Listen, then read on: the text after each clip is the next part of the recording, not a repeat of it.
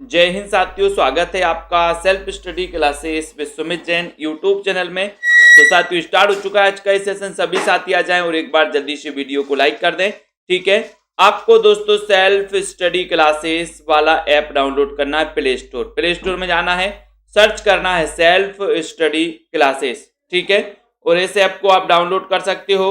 साथ ही दोस्तों Punjab master cadre का मॉडल पेपर लॉन्च किया गया है। ये मॉडल पेपर किस प्रकार का रहेगा? आपका पंजाब मास्टर कैडर का जो सिलेबस है दोस्तों, उसके अकॉर्डिंग ये मॉडल पेपर रहते हैं। ठीक है, और पूरा 150 प्रश्नों का एक मॉडल पेपर होगा। जिस प्रकार से आपका पेपर पूछा जाता है वैसे ही एक मॉडल पेपर 150 क्वेश्चन होगा। अब 150 क्वेश्चन आप हल करोगे, देखते हैं कितने नंबर आपके आते हैं। इसके लिए इस मॉडल पेपर को बनाया गया है। ठीक है, साथ ही इसकी पीडीएफ भी आपको मिलने वाली है। टोटल मार्क के 4500 क्वेश्चन इसमें रहेंगे दोस्तों। ठीक है, तो चलिए यहां पर देखते हैं जिन भी साथियों को कोर्स में एडमिशन लेना है 1500 में 12 महीने के लिए दोस्तों आप हिंदी साहित्य का संपूर्ण कोर्स परचेस कर सकते हैं। लाइव क्लास है जिसमें रहेंगी, रिकॉर्डेड कोर्स रहेंगे, ट्रिकी वीडियो रहेंगे, डाउट्स वाले वीडियो रहेंगे, हिंदी व्याकरण भी रहेगा।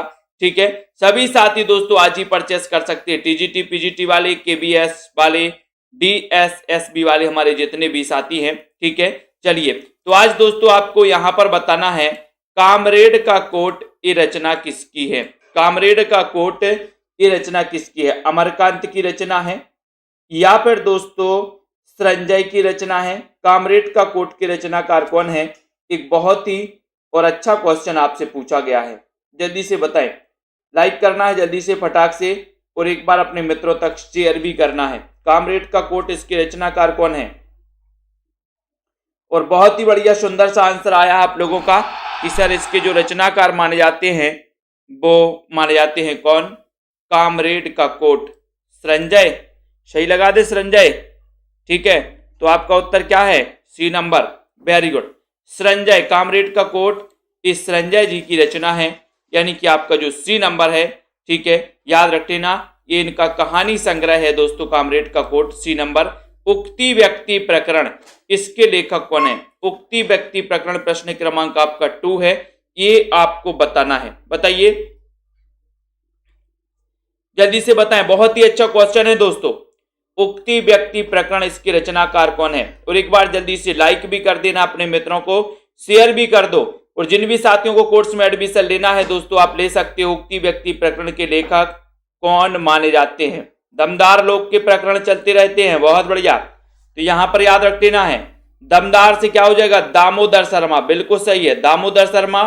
और उक्ति व्यक्ति प्रकरण, ठीक है, तो ये भी याद रख लेना कि सर उक्ति और व्यक्ति में क्या होता है? दम होता है। दम होता है तो दामोदर शर्मा। ठीक है, ये दामोदर शर्मा ये व्याकरण ग्रंथ माना जाता है दोस्तों। उक्ति व्यक्ति प्रकरण ये क्या माना जाता है? व्याकरण ग्रंथ माना जाता है।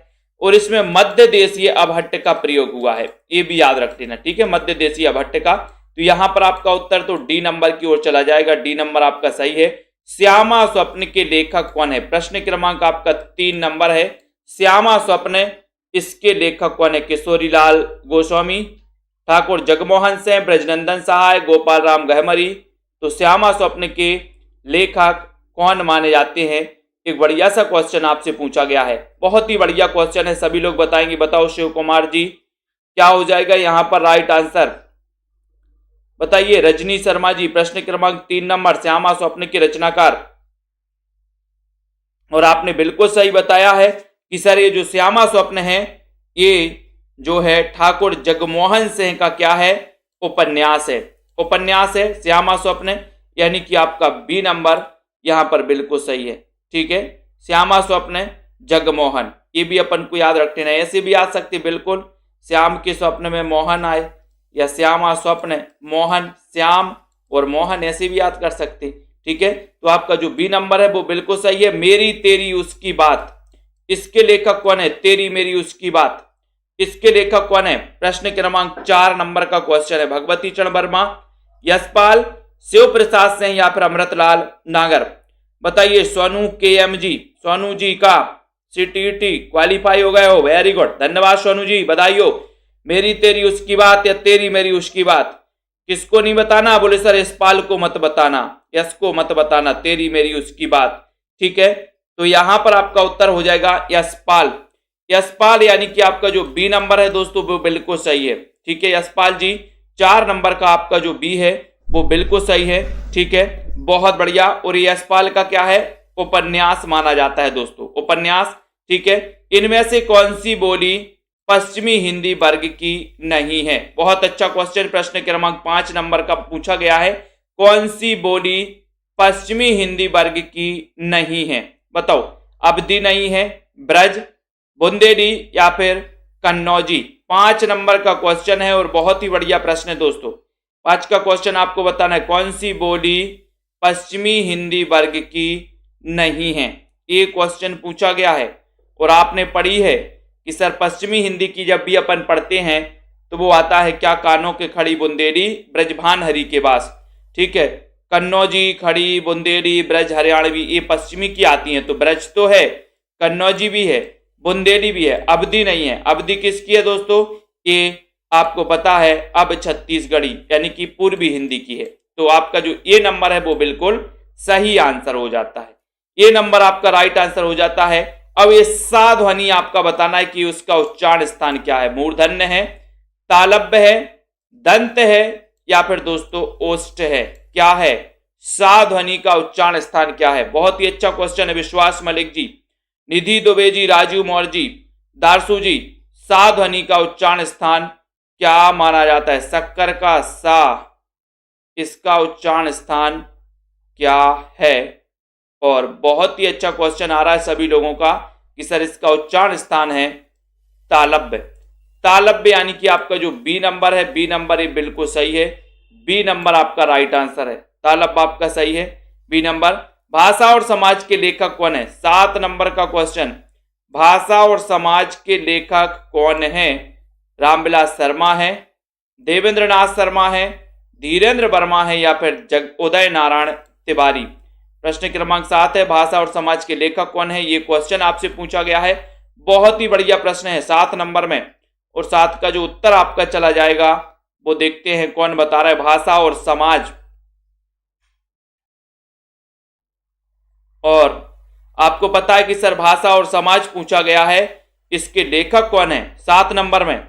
और बहुत बढ़िया क्वेश्चन बताया है मनोज जी ने, वेरी गुड। शांति वर्मा जी ने कि सर रामविलास शर्मा लगा दो, ये नंबर आप लगा दो। भाषा और समाज रामविलास शर्मा, ठीक है, इसके लेखक हैं।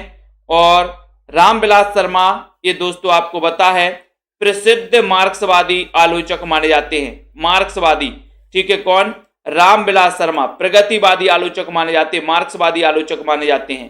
तो आपका यहां पर ये नंबर तो बिल्कुल सही हो जाता है, ये नंबर आपका राइट आंसर हो जाता है। ठीक है, अनुमतिवाद की अवधारणा किसकी है?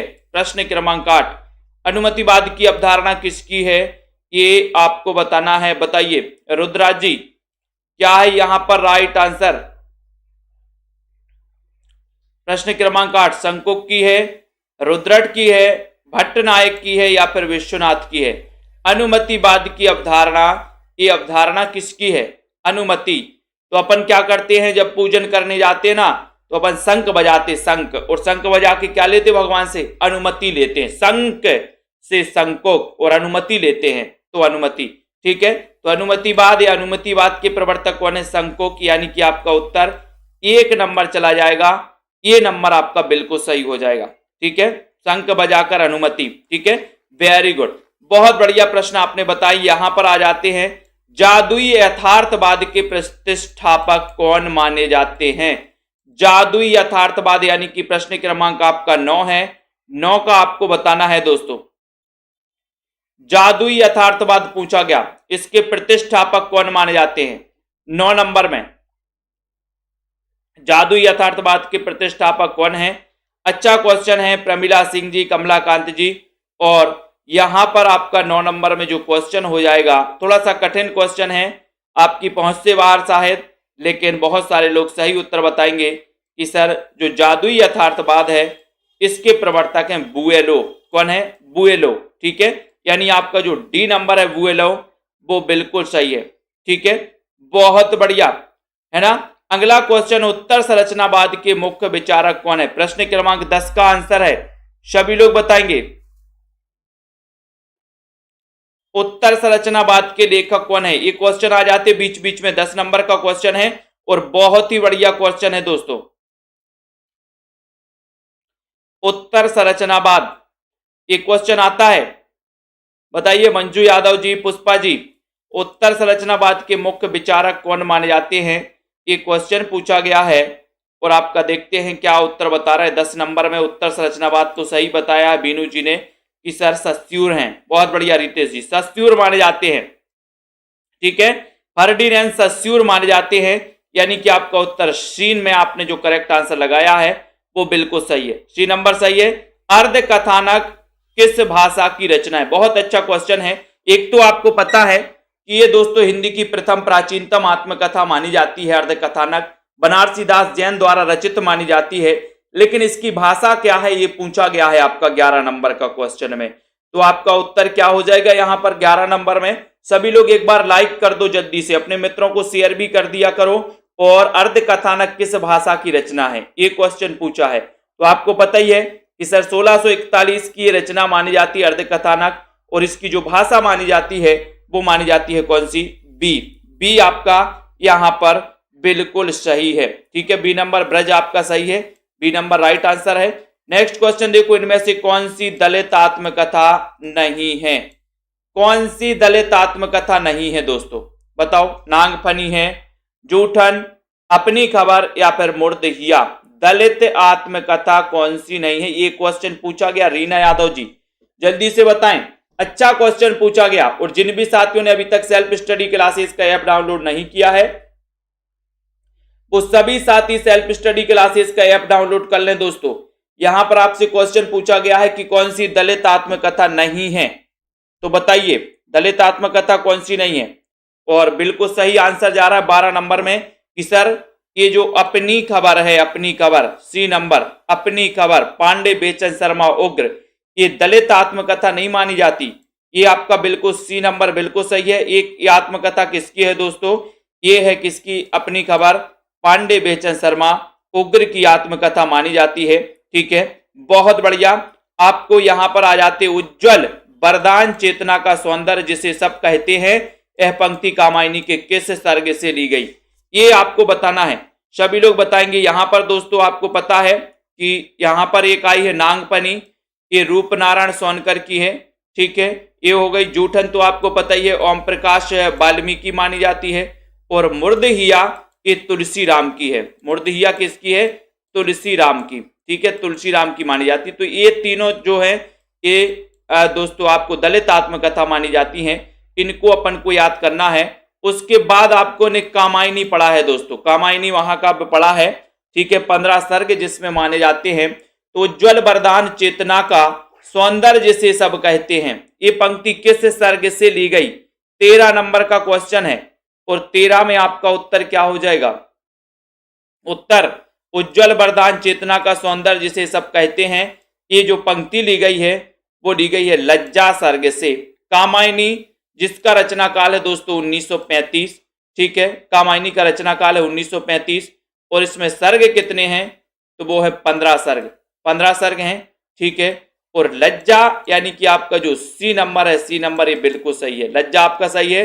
सुना ही कथा कौन निर्गुण की, रचि पचि बात बनावत, सगुन सुमेरु प्रगट देखियत, तुम त्रन की ओट दुरावत। ये पंक्ति किसकी है? ये पंक्ति पूछी गई आपसे, तो पंक्ति बताना है 14 नंबर में, जल्दी से बताइए।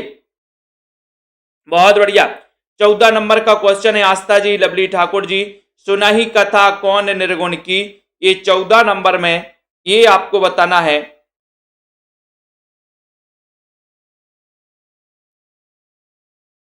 तो यहां पर ये जो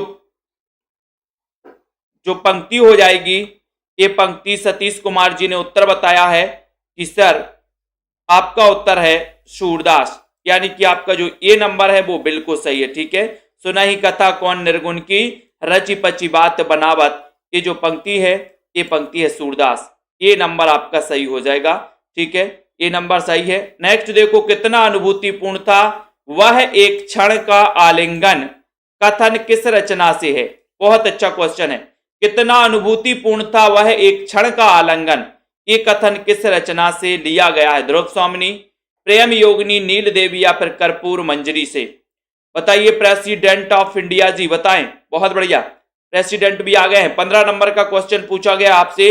और कितना अनुभूतिपूर्ण था वह एक क्षण का आलिंगन? एक क्षण का आलिंगन। तो अपन ने पढ़ा था कि सर क्या हो जाएगा यहां पर? बहुत बढ़िया, बिल्कुल सभी लोग समझ गए कि यहां पर ध्रुव स्वामिनी लगाना है। ये नंबर आपका सही है, ठीक है। ये प्रसाद जी का अंतिम नाटक माना जाता है ध्रुव स्वामिनी।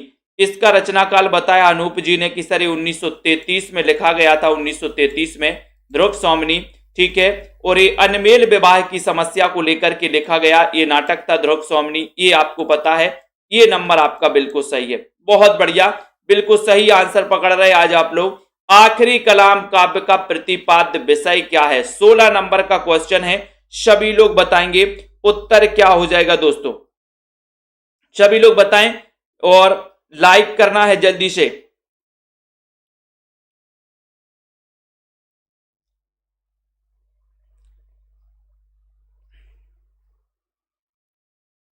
उत्तर आपका क्या हो जाएगा?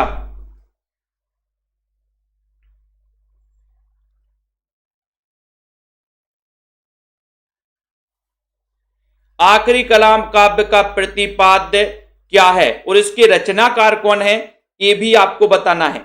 जल्दी से बताइए आखिरी कलाम।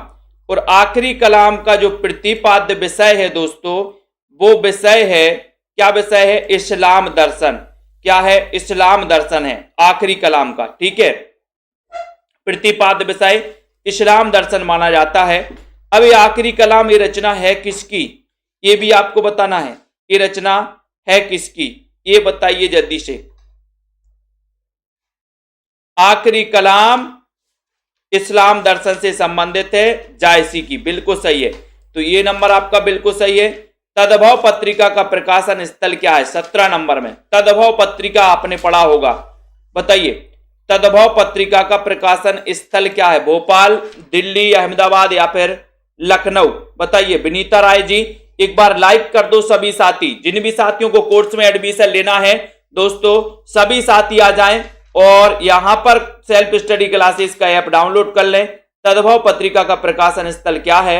17 नंबर का क्वेश्चन है और 17 में बताते हैं, देखते हैं कौन बता रहा है। तद्भव अखिलेश की है, लखनऊ से, बहुत बढ़िया अनुपम जी, ठीक है। तो ये आपको याद रख लेना है दोस्तों, ये तद्भव पत्रिका जो निकली थी इसका प्रकाशन स्थल क्या है? लखनऊ। यानी कि आपका जो सी नंबर है, सी नंबर, ये बिल्कुल सही है, ठीक है। सी नंबर ये लखनऊ से निकली थी दोस्तों, तद्भव सी नंबर। इन दोस्तों प्रकाशन स्थल इसका लखनऊ है। व्योमकेश दरवेश, इसके लेखक कौन है? व्योमकेश दरवेश के लेखक कौन है? बताइए, राइट आंसर बताना है। उदय यादव जी, बिल्कुल सही है। हिंदी साहित्य जिसमें भी पूछा जाता है प्रेसिडेंट जी, है ना। अंश यादव जी बताइए यहां पर। राजीव जी, व्योमकेश दरवेश के लेखक कौन माने जाते हैं? एक अच्छा क्वेश्चन आपसे पूछा गया, जल्दी से लाइक करते रहें और शेयर करते रहें। 18 नंबर का क्वेश्चन है और बहुत ही बढ़िया प्रश्न है कि सर ये जो व्योमकेश दरवेश है, ये इसके जो रचनाकार माने जाते हैं वो माने जाते हैं कौन? सिद्धार्थ जी, ये व्योमकेश दरवेश विश्वनाथ त्रिपाठी द्वारा लिखित है और ये किसके जीवन पर आधारित है? तो वो हजारी प्रसाद द्विवेदी, हजारी प्रसाद द्विवेदी के जीवन पर आधारित है। और ये जो जीवनी लिखी थी दोस्तों, वो लिखी थी किसने? विश्वनाथ त्रिपाठी ने। यानी कि डी नंबर आपका, डी नंबर सही है प्रमोद सैनी जी, विश्वनाथ त्रिपाठी द्वारा लिखित है। ये लेखक पूछा गया तो आपको डी नंबर ही लगाना था। डी नंबर आपका बिल्कुल सही है, ठीक है। बहुत बढ़िया, बहुत बढ़िया। इनमें से किस कवि का समावेश अज्ञेय संपादित चौथा सप्तक में किया गया है? बहुत अच्छा क्वेश्चन, 19 नंबर का क्वेश्चन है। किस कवि का समावेश अज्ञेय संपादित चौथे सप्तक में किया गया है? यानी कि कौन सा कवि चौथे सप्तक से संबंधित है? बताइए रावंत जी। प्रश्न क्रमांक 19 नंबर का क्वेश्चन है, 19 में आपको बताना है। देखते हैं, चौथे सप्तक की ट्रिक भी आपको बताना है। चौथे सप्तक की ट्रिक अपन ने पढ़ी थी 19 नंबर में, क्या पढ़ी थी?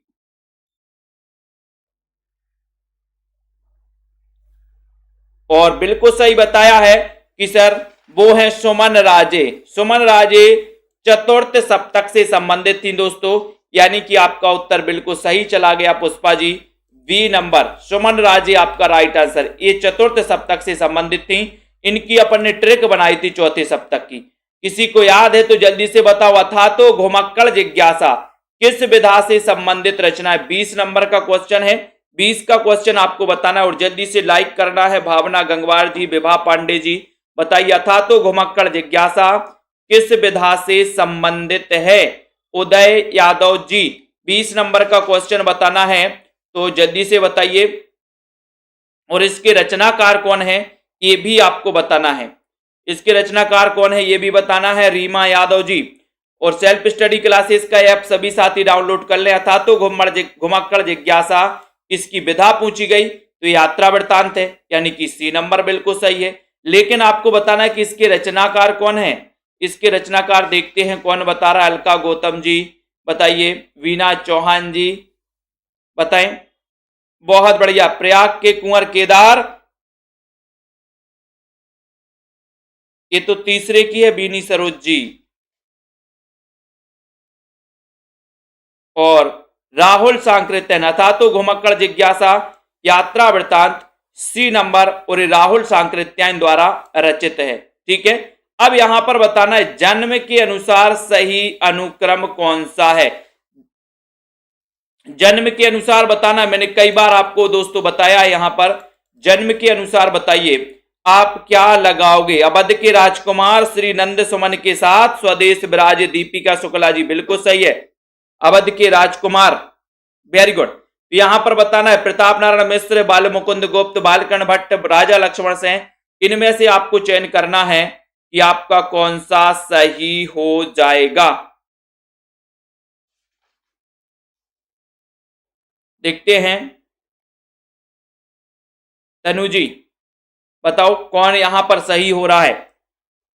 बी सी नंबर सही हो रहा है, डी हो रहा है, कौन सा? जन्म क्रम के अनुसार आपको पता भी है, लेकिन यहां थोड़ा सा गड़बड़ हो गया है, तो आप लोग गड़बड़ कर दोगे यहां पर, क्योंकि राजा लक्ष्मण सतीश कुमार जी ने बताया है। क्या बताया है? सी नंबर किसने बताया है?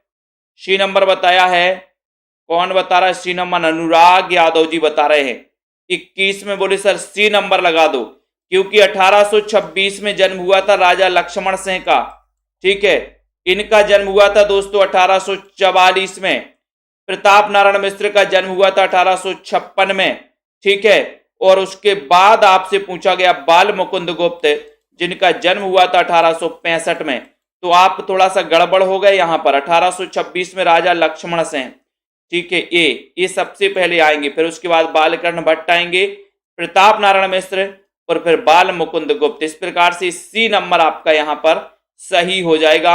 इन कृतियों का काल के आधार पर सही अनुक्रम कौन सा है? काल के आधार पर बताना है, काल क्रम के अनुसार आपको क्रमबद्ध करना है। बताइए, प्रश्न है आपका 22 नंबर दोस्तों, 22 नंबर का क्वेश्चन है, बहुत ही बढ़िया क्वेश्चन है। काल क्रम के अनुसार आपको बताना है।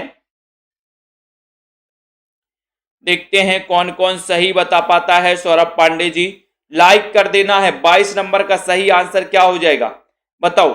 और जिन भी साथियों को क्या करना है, ऐप डाउनलोड नहीं किया अभी तक, तो जल्दी से ऐप डाउनलोड कर लो, वीडियो को एक बार लाइक कर दो। और यहां पर आपका सही उत्तर क्या हो रहा है? क्या हो रहा है? रसिक प्रिया, श्रृंगार मंजरी, षड ऋतु वर्णन या फिर रस रहस्य, यानी कि आपका उत्तर क्या चला गया है? ये नंबर चला गया कि सबसे पहले रसिक प्रिया आपका सही हो जाएगा। ये नंबर आपका सही हो जाएगा। रसिक प्रिया, श्रृंगार मंजरी, षड ऋतु वर्णन और रस रहस्य, ये आपका राइट आंसर हो जाएगा। अपना सिलेबस देख लीजिए प्रेसिडेंट जी, सिलेबस देख लो भैया और उसके हिसाब से पढ़ो। ये हिंदी साहित्य है, हिंदी साहित्य का सिलेबस आप देख लो, अगर आपके में हिंदी साहित्य है तो आप पढ़ सकते हो। ठीक है, तो ये नंबर आपका बिल्कुल सही हो जाएगा। अगले क्वेश्चन की ओर हम बढ़ेंगे।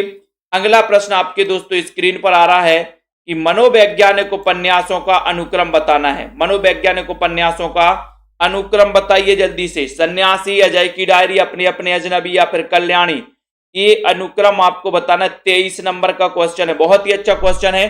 सभी लोग बताएंगे। और जल्दी से एक बार शेयर भी कर दो अपने मित्रों को, हमारे सभी साथी शेयर कर देंगे। जल्दी से बताएं। यहां पर बहुत ही बढ़िया प्रश्न है। सन्यासी, अजय की डायरी, या फिर कौन सा नंबर आएगा जिसमें आप सही उत्तर बता पाओगे। और सीधा सीधा आंसर जा रहा कि सर 23 नंबर का क्वेश्चन है और सबसे पहले आएगा बी नंबर। बी नंबर बता दिया अनुपम जी ने, बिल्कुल। कल्याणी, सन्यासी, अजय की डायरी और अपने अपने अजनबी। ठीक है, तो बी जिन्होंने बताया उनका आंसर बिल्कुल सही है। ठीक है, ये दोस्तों कल्याणी जैनेन्द्र का 1939 का है। ठीक है, 1939 की रचना है। सन्यासी ईलाचंद्र जोशी 1940 की रचना है, इसको भी अपन को याद रख लेना है। ठीक है, और ये दोस्तों 1960 की रचना है, डॉक्टर देवराज की रचना है ये। ठीक है, और अपने अपने अजनबी की बात करें तो ये अज्ञे की रचना है और ये है 1961 की रचना। ठीक है, तो इस प्रकार से कल्याणी जैनेन्द्र 1939, सन्यासी ईलाचंद्र जोशी 1940, अजय की डायरी दोस्तों ये 1960 की रचना है, इसको अपन को याद रख लेना है ना। और ये डॉक्टर देवराज ये 1960 की है। ठीक है, और ये 1961 की है, कौन, अपने अपने अजनबी अज्ञे जी की रचना। तो आपका उत्तर बी नंबर चला जाएगा, यहां पर बी नंबर सही है। प्रकाशन के अनुसार नाटकों का सही अनुक्रम बताइए। नाटकों का अनुक्रम बताना है यहां पर। अच्छा क्वेश्चन है, थोड़ा से क्रम भी आपको पता होनी चाहिए। यहां पर बताइए, कोर्ट मार्शल, कबीरा खड़ा बाजार में, इसको चयन करना है आपको। बताओ, जल्दी से बताओ और एक बार जल्दी लाइक कर दो, जल्दी फटाफट से। कभी कोर्ट मार्शल पहले आएगा या फिर कबीरा खड़ा बाजार में ये पहले आएगा, या फिर दोस्तों द्रौपदी आएगा। डी नंबर दिख रहा है आप लोगों को, बताओ। तो यहां पर उत्तर जा रहा है दोस्तों डी की तरफ। डी की तरफ द्रौपदी, इसको याद रख लेना है, ये 1972 की रचना है। ठीक है, द्रौपदी अपन को याद रख लेना है, सुरेंद्र वर्मा, सुरेंद्र वर्मा। ठीक है, उसके बाद दोस्तों कथा एक कंस की, कथा एक कंस की, ये 1976 की रचना है। ठीक है, ये दया प्रकाश सिन्हा की रचना। और कबीरा खड़ा बाजार में तो आपको पता ही है, कबीरा खड़ा बाजार में। ठीक है, भीष्म साहिनी, भीष्म साहिनी की ये रचना है कब की, 1981। ठीक है, 1981। और कोर्ट मार्शल, कोर्ट मार्शल तो अपन स्वदेश के कोर्ट जाएंगे, ये 1991। ठीक है, तो यहां पर आपका जो डी नंबर है वो बिल्कुल सही है। अब प्रकाशन काल के अनुसार पत्रिकाओं का सही अनुक्रम भी बताना। 25 नंबर का क्वेश्चन है, बताओ सबसे पहले कौन सी पत्रिका निकली थी। बहुत अच्छा क्वेश्चन यहां पर पूछा गया है दोस्तों, थोड़ा थोड़ा सा आपका माइंड भी फ्रेश हो रहा होगा। पूनम जी, निशा सिंह जी, 25 नंबर का क्वेश्चन है, कौन सी पत्रिका पहले निकली थी इनमें से, उसके बाद कौन सी, उसके बाद कौन सी, ऐसा क्रम आपसे पूछा गया है। 25 नंबर में ये आपको बताना यहां पर, जल्दी से बताइए। मैं आपको बता दे रहा हूं, हिंदी प्रदीप 1977 में निकला था। ठीक है, अब थोड़ा सा और देख लो। ब्राह्मण दोस्तों, ब्राह्मण आपको बता दे रहा हूं 1983 में निकला था। ठीक है, ये आपको पता होनी चाहिए। उसके बाद दोस्तों आपको याद रख लेना चांद, चांद, चांद जो है 1920, सॉरी ये 1877 है दोस्तों, 1877 में, 1877 में है। ये 1883 है, ये 1920 है, 1920। ठीक है, 1920 है। और ये जो हंस है ये 1930 है। तो आप क्या बता रहे हो कि सर ये नंबर सही हो जाएगा। हिंदी प्रदीप 1877, सॉरी 1877। ठीक है, ये निकला था 1883 में।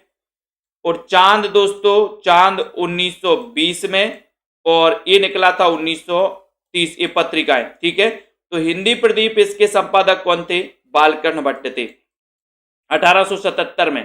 ठीक है, उसके बाद दोस्तों आपसे पूछा गया कौन सा, ब्राह्मण। ब्राह्मणों का क्या होता, प्रताप, प्रताप होता ना पूजन पाठ कराने में, प्रताप।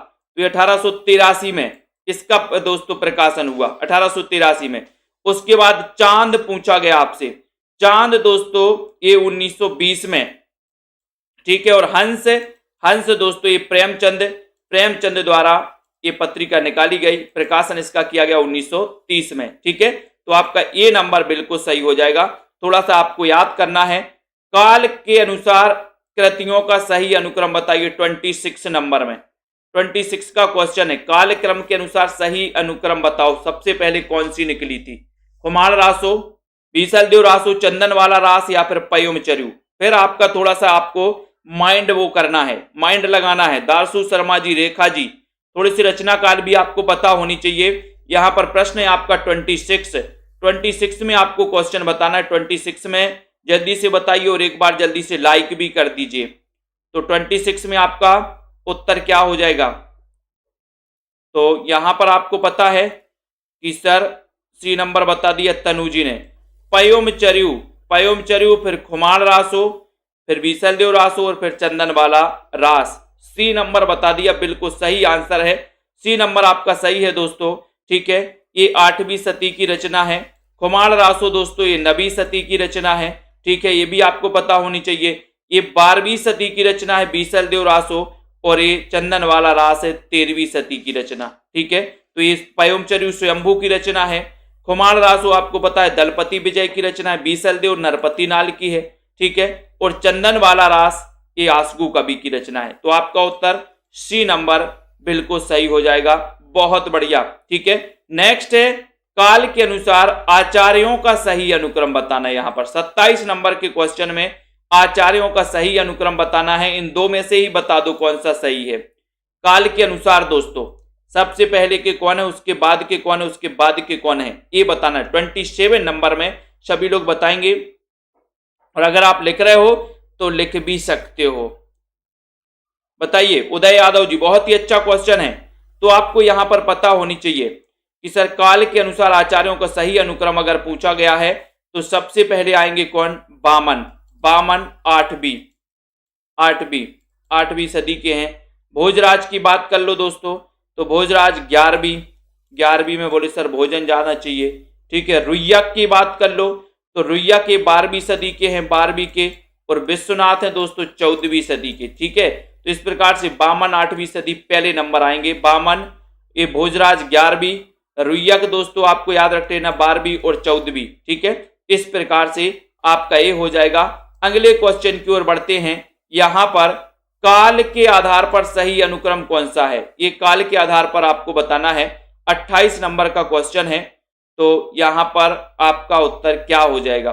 बहुत बढ़िया क्वेश्चन है, सभी लोग बताएं जल्दी से। कुरैशी जी, काल क्रम के अनुसार ग्रंथों का काल के आधार पर सही अनुक्रम क्या हो जाएगा? यहां पर 28 नंबर का क्वेश्चन पूछा गया।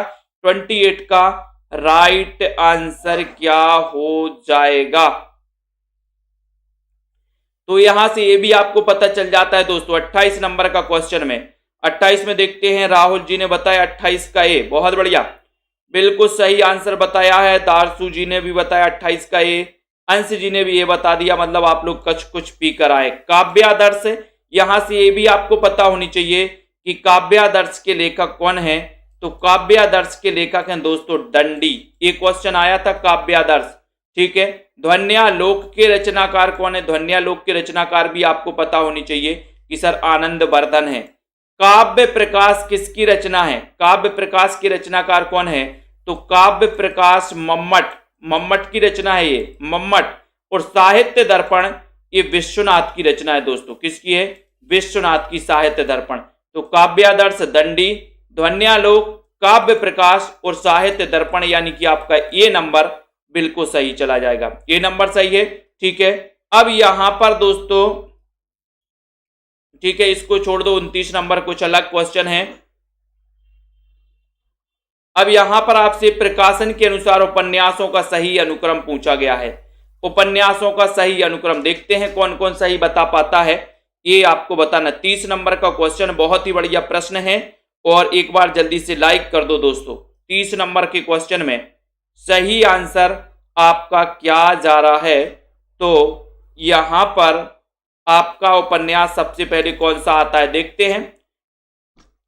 अगर अच्छे से सोचोगे, थोड़ा सा देख के बताओगे तो उत्तर सही बता दोगे आप।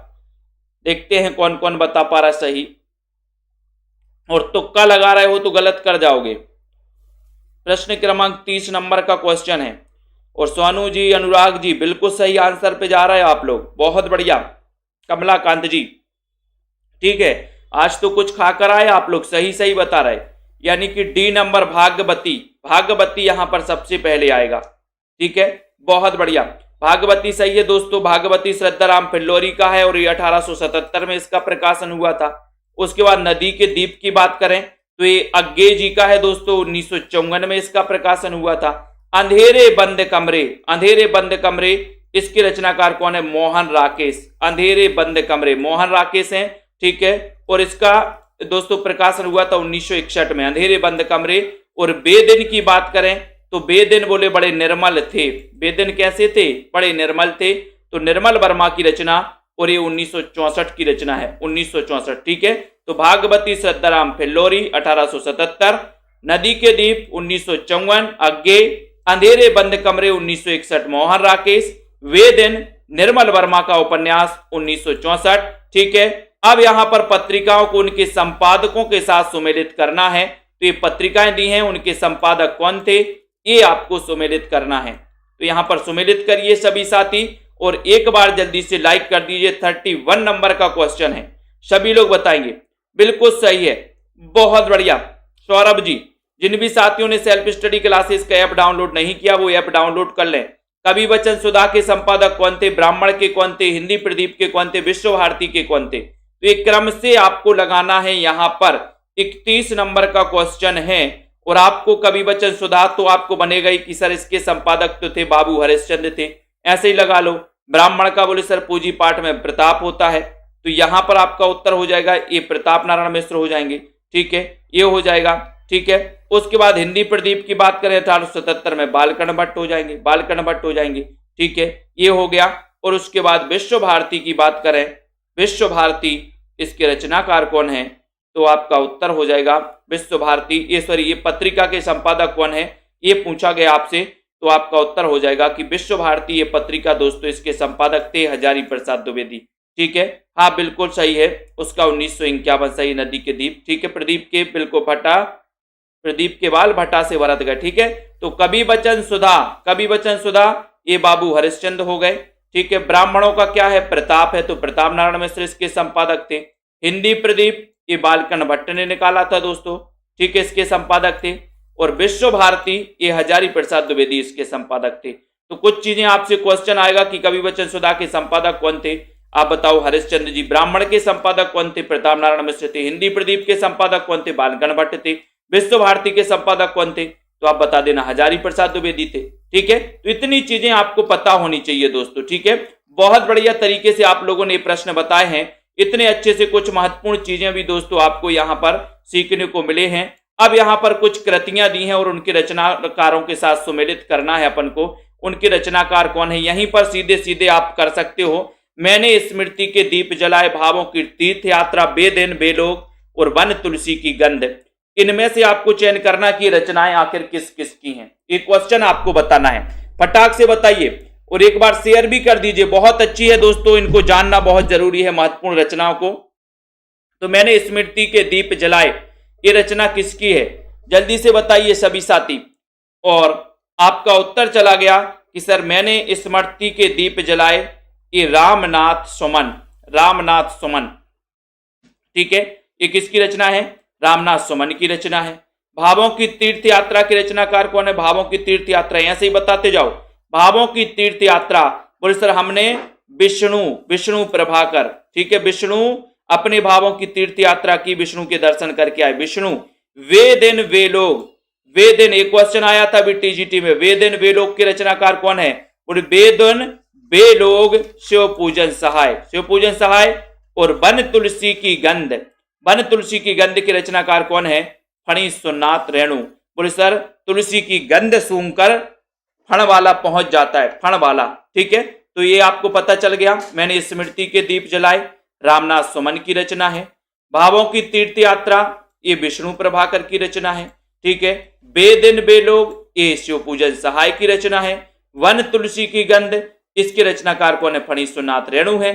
इन रचनाओं को थोड़ा थोड़ा सा आपको याद कर लेना है। ठीक है, थोड़ा थोड़ा प्रभु का भजन कर ले, ऐसे ही थोड़ा थोड़ा अपन को इनको याद करना है। मैंने स्मृति के दीप जलाए, रामनाथ सुमन, भावों की तीर्थ यात्रा, विष्णु प्रभाकर, बेदिन बेलोग, बेदिन बेलोग, शिव पूजन सहाय और वन तुलसी की गंध। वन तुलसी की गंध फणीश्वरनाथ रेणु की रचना है। ठीक है, कुछ थोड़े से कठिन प्रश्न लेकिन बहुत बढ़िया तरीके से आप लोगों ने उत्तर दिए हैं। ठीक है, परिस्थिति कैसी भी हो बोले सर मैदान नहीं छोड़ना चाहिए। ठीक है, यूक्रेन जैसा डटा है, लड़ रहा है। ठीक है, अपन भी दोस्तों इन प्रश्नों का सामना कर रहे हैं, उत्तर बता रहे हैं और अधिकांश लोगों ने सही उत्तर बताए हैं। बहुत बहुत धन्यवाद। सेल्फ स्टडी क्लासेस में जिनको भी एडमिशन लेना है, ये सेल्फ स्टडी क्लासेस का ऐप डाउनलोड कर लो, सर्च करो सेल्फ स्टडी क्लासेस। ठीक है, और दोस्तों जिनको भी पंजाब मास्टर कैडर का मॉडल पेपर लेना है, ये मॉडल पेपर दोस्तों आप ले सकते हैं पंजाब मास्टर कैडर का। ठीक है, और ये दोस्तों आपके लिए टीजीटी पीजीटी केबीएस वाले जो भी हमारे साथी हैं, ठीक है, हिंदी साहित्य वाले, हिंदी व्याकरण वाले जो भी जिनको पढ़ना है दोस्तों पढ़ सकते हैं और अपना अध्ययन कर सकते हैं। ठीक है, यहाँ पर आपके लिए 1500 में 12 महीने के लिए रेगुलर अध्ययन करवाया जाता है। आप रेगुलर पढ़िए और अपना अध्ययन बहुत अच्छा बनाइए दोस्तों। ठीक है, और एग्जाम में टॉप पास होकर के दोस्तों अपनी एक नौकरी प्राप्त करिए, यही मेरा लक्ष्य है। आप लोग भी इसी लक्ष्य को बनाते हुए आगे बढ़िए। ठीक है, पूनम जी, अर्जुन, अरुण राजपूत जी, सरोज निगम जी, शांति जी, मनोज जी, प्रमोद जी, सोनू जी, यादव शोभा जी, अनुराग पायल जी, रीता जी, गुरप्रीत सिंह जी, शांति वर्मा जी, दारसू जी, ठीक है, सोनू जी, रमा जी, वीनू पांडे, उदय जी, तनु जी, निशा सिंह जी, सभी को धन्यवाद। ठीक है, पूनम बहुत बढ़िया, आस्था सिंह जी धन्यवाद सभी को आज के इस वीडियो के लिए। बस इतना ही, जय हिंद।